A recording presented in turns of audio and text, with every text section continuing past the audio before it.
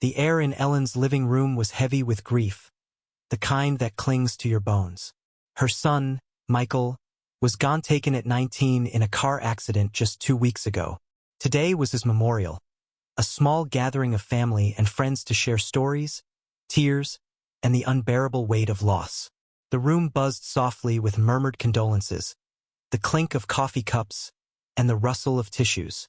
Ellen sat on the couch, clutching Michael's photo, her eyes hollow but fierce with love. She hadn't slept in days, hadn't eaten much either. All she wanted was to honor her boy. Then came the knock. Sharp, insistent, cutting through the mourners' quiet chatter. Ellen opened the door to find Mr. Hargrove, the HOA president, standing there with his clipboard and a scowl. "Mrs. Carter," he began, voice clipped, "you're in violation of Rule 17B. No gatherings exceeding 10 people without prior approval." Ellen blinked, her mind sluggish with sorrow. "This is my son's funeral," she whispered, voice cracking.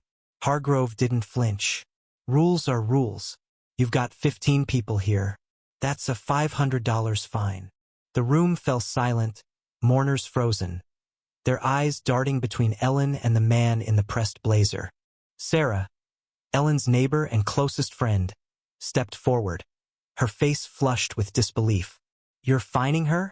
Today? Have you no shame?" Hargrove's jaw tightened. "I'm enforcing community standards. If we let one slide, everyone thinks they can break the rules." Ellen's hands trembled, the photo frame digging into her palms.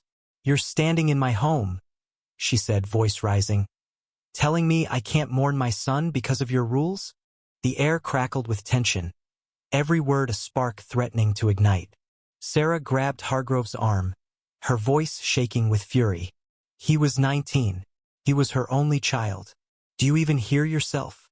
Hargrove yanked his arm free, his face reddening. "This isn't personal.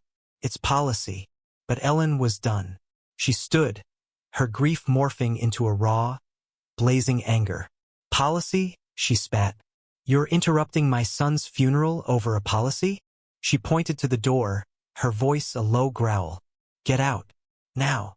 Hargrove hesitated, then scribbled on his clipboard. "You'll get the fine in the mail," he said, turning on his heel.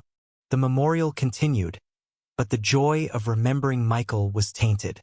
Ellen's family left quietly, their hugs lingering, their eyes wet.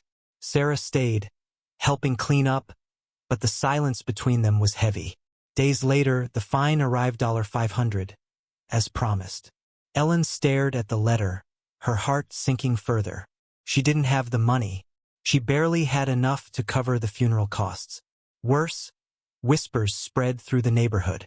Some neighbors sided with her, outraged at the HOA's callousness. Others muttered about rule breakers and community standards. Ellen felt like a stranger in her own home, judged for her grief. The HOA never apologized. Hargrove doubled down at the next meeting, claiming fairness must prevail. Ellen didn't attend, she couldn't face them.